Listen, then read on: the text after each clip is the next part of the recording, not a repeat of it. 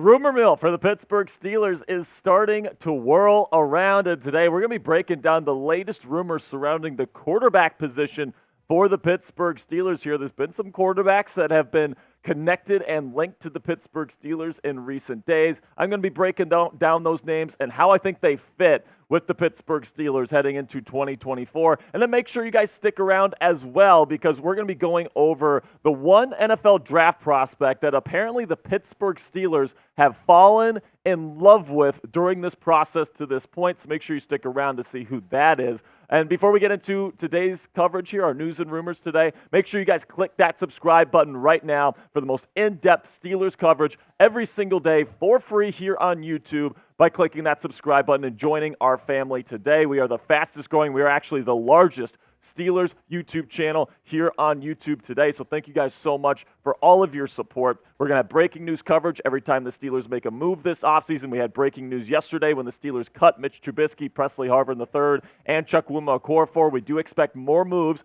to be made very, very soon here in terms of making more cap space. So make sure you guys click that subscribe button for that breaking news coverage. Also, free agency and the NFL draft. In-depth coverage, who the Steelers are targeting, top prospect scouting reports. We got it all for you guys. And oh yeah, it's all 100% free. So do me a favor here right at the top of the show. Make sure you click that subscribe button. All right, so now here's the deal when it comes to the quarterback position, guys. In my opinion, based on the read that I'm getting from the team right now, is that it's looking more and more likely that the Steelers are going to be sticking with Kenny Pickett as their starting quarterback in 2024, and then they're going to bring in a veteran to quote-unquote compete with him, but really to be his backup, and if Pickett stinks again next year, somebody that can come in and they trust to start and play on an NFL field and try to give the Steelers another Mason Rudolph type run at the end of the season. We actually went into a little bit of a rumor yesterday. Adam Schefter says head coach Mike Tomlin is a big fan of Justin Fields' game. I break down that rumor and whether or not the Steelers will actually consider trading for the Chicago Bears quarterback. But today we're going to be talking more about the backup options today. And we'll start with our first rumor here today, which is a report that the Steelers are expected to target Ryan Tannehill in NFL free agency to be Kenny Pickett's backup. Of course, Ryan Tannehill played in Arthur Smith's system before, had his best years of his career with Arthur Smith as his offensive play caller. And this comes after another report that came out this weekend that Mason Rudolph wants a fresh start with a new team. Now, the Pittsburgh Steelers have told Mason, and they have said publicly to the media, that they want to bring back Mason Rudolph if they can. But, of course, Mason's a free agent. He can do what he wants, and it seems like Rudy wants a fresh start somewhere else, probably because he knows the Steelers believe in Kenny Pickett, and he expects Pickett to be the starter here in Pittsburgh next year. So let's take a look at Ryan Tannehill's numbers here and kind of determine whether or not he'd be a good fit to be the backup quarterback here in Pittsburgh moving forward. So last year, not great, guys. I'm not going to lie to you. 4 touchdowns to 7 interceptions is a very ugly number. That quarterback rating, 78.5. That's getting into like Mitchell Trubisky territory there, which is absolutely atrocious. Less than 200 yards passing per game. And the completion percentage is fine, but he wasn't really pushing the ball down the field. However, back in 2020, the last year that Tannehill had with Arthur Smith as his offensive play caller, he led the team to a number 1 seed in the AFC, which was loaded that year. And, of course, the year before that, 2019, he was the quarterback for a team that went to the AFC Championship game. 33 touchdowns to just 7 interceptions. Super efficient. Over 230 yards passing per game. That quarterback rating gets to over 100. So Ryan Tannehill has proven that he knows this system well. He can throw those in cuts over the middle of the field that Arthur Smith loves to scheme up for his guys, and especially because George Pickens is kind of in that mold of like the A.J. Brown type of role, really good after the catch, really good on those in breakers. I really do think Ryan Tannehill, if called upon to be the starter here in Pittsburgh, would have a shot to be a pretty decent backup, and I definitely think he's a solid option if the Steelers want to get a true backup for Kenny Pickett heading into 2024. But another name that has been mentioned as well, somebody that has also been connected with Arthur Smith in the recent past here, is Atlanta Falcons quarterback Desmond Ridder, and he was linked to the Steelers by All Steelers Talks' Noah Strackbein. This is what Noah had to say about potentially getting Desmond Ridder in a trade to be Kenny Pickett's backup. Arthur Smith coached Ridder in Atlanta for 2 seasons, where the former third-round draft pick started 17 games, going 8-9. He's thrown 14 touchdowns and 12 interceptions while rushing for 5 touchdowns this past season. The Steelers had interest in Ridder during the NFL draft process and could look to make him an option alongside Pickett in training camp. If Smith believes there is potential, Pittsburgh could make the move, which likely won't cost them much. So personally, guys, I would absolutely hate this idea, all right? Desmond Ridder, I think we all know, didn't really play all that well in Atlanta last year, and he had guys like Drake London, Bijan Robinson, Kyle Pitts. Like, he had some weapons there to work with, especially in terms of a run game. He had a really good run game to work with, lots of play action, lots of open, schemed-up stuff for him, and he was still not playing really starting capable football, so he's not necessarily somebody that I would get too excited about. If the Steelers ended up trading for him, he's cheap. You could get him for like a 7th-round pick. He's still on his rookie contract. He wasn't a 1st-round pick, so, it makes sense from the financial, in terms of the trade package perspective, but last year, man, he just wasn't all that good. 12 touchdowns to 12 interceptions. He ran for 5, sure, but, the quarterback rating wasn't all that great in this really quarterback-friendly system. He had a good run game. All this different stuff was kind of lined up for him, and he still wasn't able to ascend to that level that he really needed to ascend to in year 2. And I really don't think Desmond Ridder kind of deserves or has earned another shot to be a starter in this league to this point. I think he is a true backup, but I'm not sure if this is really the best option if you are the Pittsburgh Steelers and you want somebody that you can trust to be somebody that can come in for Kenny Pickett if he's not vibing with Arthur Smith here in 2024. So out of these 3 options here, you got Mason Rudolph, you got Ryan Tannehill, you got Desmond Ridder. Which one are you taking to be Kenny Pickett's backup in 2024 if you were the one in charge? Type MR for Mason Rudolph, type RT for Ryan Tannehill, or DR for Desmond Ridder. This is going to be the pinned comment on today's show, so YouTube's going to throw you an ad break here in just a couple of seconds. When that happens, take advantage of that time by answering today's pinned question. For me personally, I would go with Ryan Tannehill. I think Mason Rudolph is probably the best overall quarterback,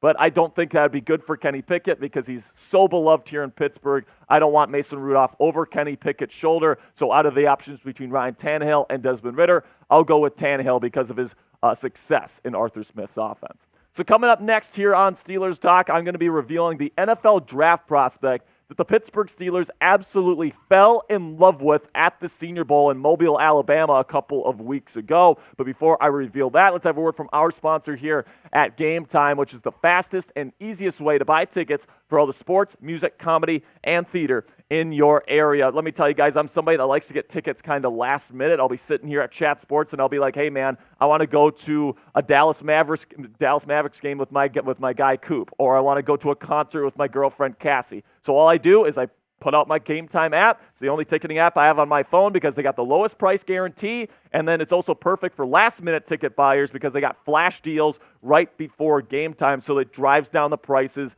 even lower. Game Time is the fastest growing ticketing app in the United States of America for a reason, guys. Game Time boasts the lowest price guarantee, like I said, on all tickets to any event. So it's the only ticketing app that you're going to need on your phone. And you can buy tickets in a matter of seconds, 2 taps, and you're set. Super easy to use interface, super easy to use. Tickets are sent also to your phone instead of your email, so it makes it so much easier to get your tickets. Snag the tickets now without the stress with Game Time today. Download the Game Time app, create an account, and use code SteelersChat. That's one word, all caps, right down there on the bottom of your screen right now for $20 off your first purchase. Terms apply. Again, create an account and redeem code SteelersChat for $20 off. Download Game Time today. Last minute tickets, lowest price, guaranteed. All right, so let's shift from quarterbacks to the NFL draft here, where the Steelers are apparently falling in love with an inside linebacker from Texas A&M. His name is Edan Cooper. All right, so learn the name because expect to hear him a lot in terms of interviews. They might bring him in for a visit, all this different stuff. Of course, the Steelers have a Landon Roberts. They have Cole Holcomb. Quan Alexander is set to be a free agent, so it's certainly possible that the Steelers look to add an inside linebacker in the draft, but it was reported by Ryan Fowler this week that Texas A&M linebacker Edan Cooper met with all 32 teams at Shrine. However, one team stood out among the rest. Per sources, the Pittsburgh Steelers, Mike Tomlin's staff met multiple times with Cooper and reportedly love his game. Potential top linebacker in the class. So personally, guys, I've watched the film here on Edan Cooper, and there definitely is some definite pros. I do think he's probably the best pass coverage inside linebacker in this year's draft class. He's got great instincts out there. He can play both zone and man. He could be a real tight end, kind of eraser in the National Football League. And, you see it with, like, Fred Warner, for example, in San Francisco. Like, if you have a linebacker that can take away tight ends one-on-one, that is a huge weapon to have. The Steelers don't necessarily have one of those guys right now, so Cooper could potentially fill that role. I'm not necessarily saying Cooper is like Fred Warner or anything. I don't think he's nearly as athletic, but I do think he's trustable as a tackler. He's a little bit undersized, so I'm not sure if he's an elite run defender or anything like that, but he plays with good motor. He definitely plays like a Pittsburgh Steeler. He's high energy. He rallies to the football, but he's not going to provide much for you in terms of blitzing. He's not going to provide much in terms of versatility on the edge. He's going to be more of an inside linebacker at the next level, in my opinion. And, the size does concern me a little bit. Right now, I have a day 2 grade on him. More likely third round than second round, in my opinion, just because of the positional value. Inside linebacker isn't really a top shelf type of priority in terms of value on the NFL football field. Like I said, though, the pass coverage, taking away tight ends, that would be a very valuable piece to have on this defense moving forward. But I'd take Cooper in the third round, not the second round, if I were the Pittsburgh Steelers. I think you got other needs that you need to address. You need a new offensive tackle. You need a new center. You need a new cornerback. And all of those positions are way more valuable and more of a need for this team than inside linebacker at this point. So, if Cooper's sitting there in the third round and he's still available and you've kind of taken care of all those other bigger needs and he's like the highest inside linebacker on your board, go ahead and take him. But I'm not going to be taking an inside linebacker in round 2 when there's still other high value needs that aren't being addressed. So that's where I'm at with Edan Cooper right now. I think he's a good prospect, but I'm not sure I'm going to be taking him by round 2. I'd probably take him on in round 3. But let me know what you guys think down there in the comment section. Would you spend a round 2 pick on an inside linebacker? Type yes or type no. Let me know what you guys are thinking down there in the comment section. So before I go here, I do have some other things that I want to kind of talk about because, of course, the NFL Honors was this past weekend. And first, I want to congratulate the NFL's Man of the Year. I like to say this is the highest honor in the National Football League every single year. And Cam Hayward was the one that finally ended up winning the award. He was nominated multiple times before this year.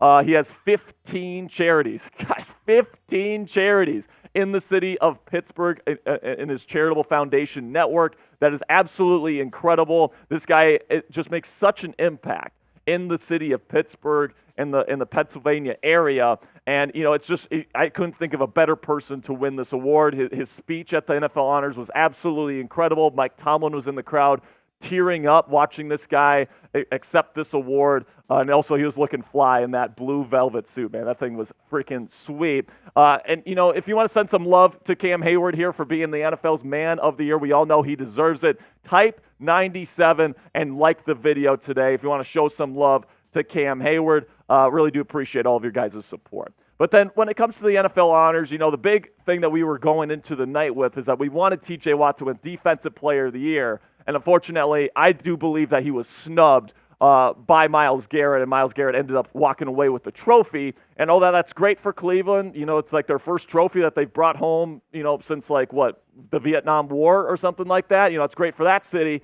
But, I do think TJ Watt absolutely deserved that award. Now, the other finalist here, Micah Parsons, disagrees with me. This is what he had to say about Myles Garrett winning the award. Myles was the better player. Reality of the situation. Myles faced way more double teams and effect on QBs. Fans, please stop looking at stats and look at the film, please. So remember, he says Don't look at stats. Look at film, all right? And then he says this in the same interview.